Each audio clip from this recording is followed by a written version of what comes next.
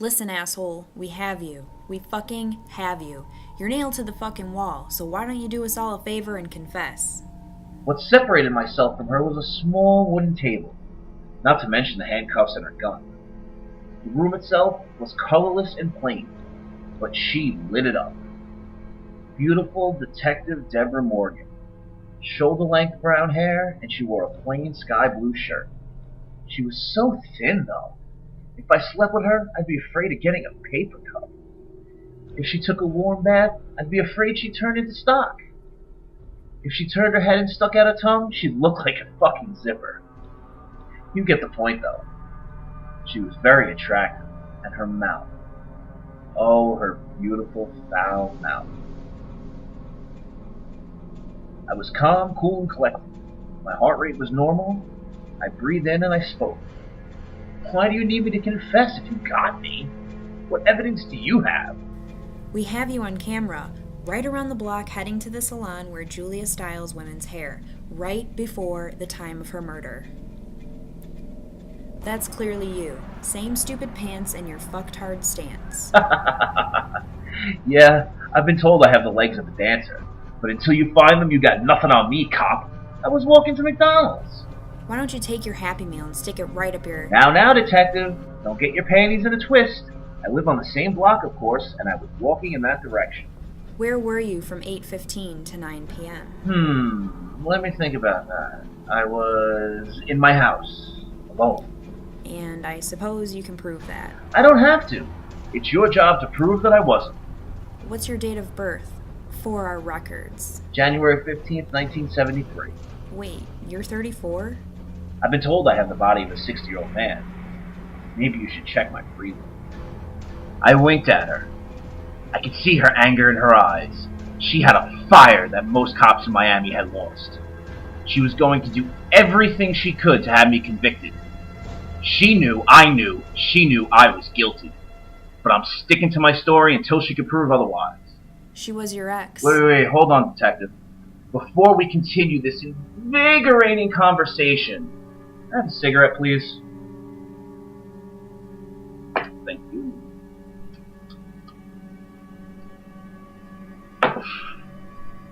You may proceed. She was your ex, and she had a new boyfriend. How did it feel to be looking out your window and watching her entering another man's car? Did you feel jealous? Angry? Actually, I feel pity. I had used the girl up. She used to be a Domino's pizza with all the toppings. Now, she's just a crust. He's welcome to my leftovers.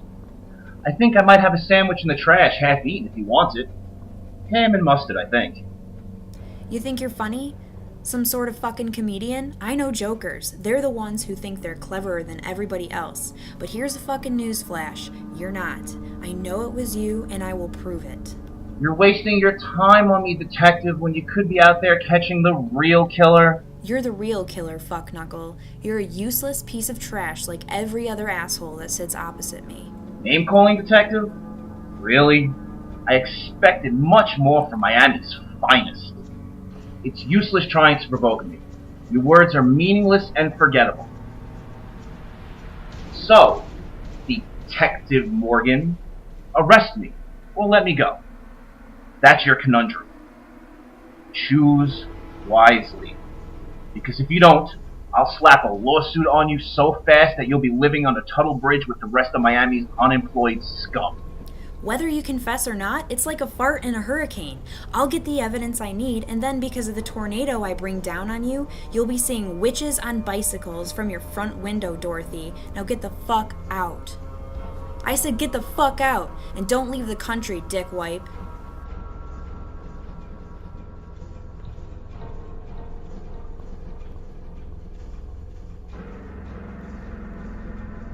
As I left the room, I walked toward the elevator. I looked left and noticed him, peeking out from behind the blinds. The blood guy. Looking back, I should have recognized the look he had given me. It was my look.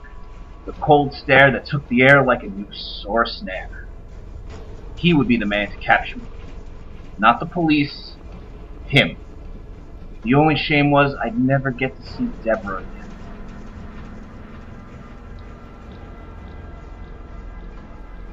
Or so I thought. I left the building from the double doors and headed back to my car. I retrieved my keys from inside my jacket pocket and unlocked my door. Someone grabbed me from behind and twisted my arm behind my back. Don't think you've gotten away. A female voice spoke with authority. I pushed back, reversing her hold. I grabbed her by the throat and pushed her up against the car opposite her. Take your fucking hands off me, or I'll slit your motherfucking throat and leave you to bleed all over this car like the fucking wretch whore that you are. I released her from my grasp and let her go. I got in my car, not acknowledging her stare, but I could see that she was scared. I thought about her my entire journey home. She shouldn't have put her hands on me. Didn't she know what I was capable of? One day, I'll show her. One day. But, in my hope, that day would never come. There was a blinding light. Through the light, a dark figure walked, closer and closer until he covered the light, and what was left was only dark.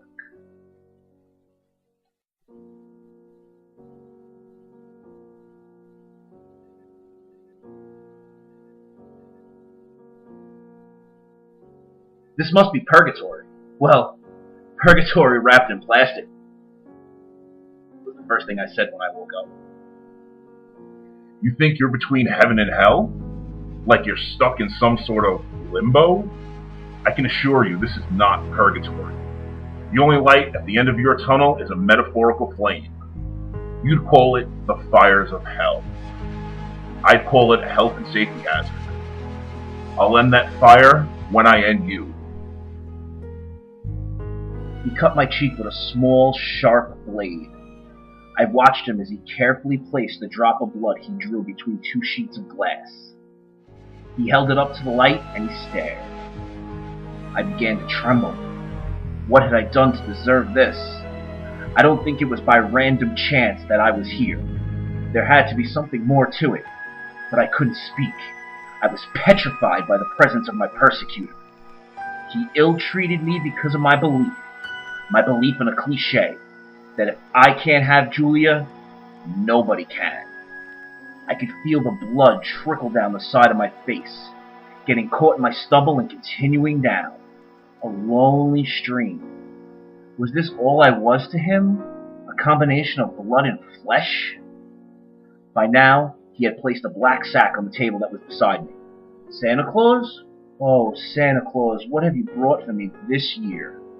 I've been such a naughty boy. It can't be anything good.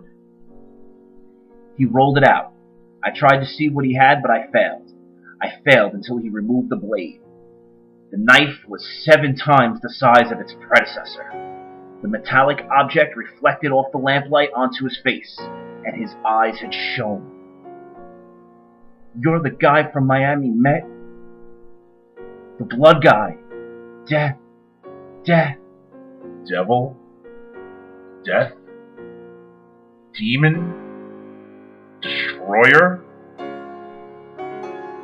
Dexter.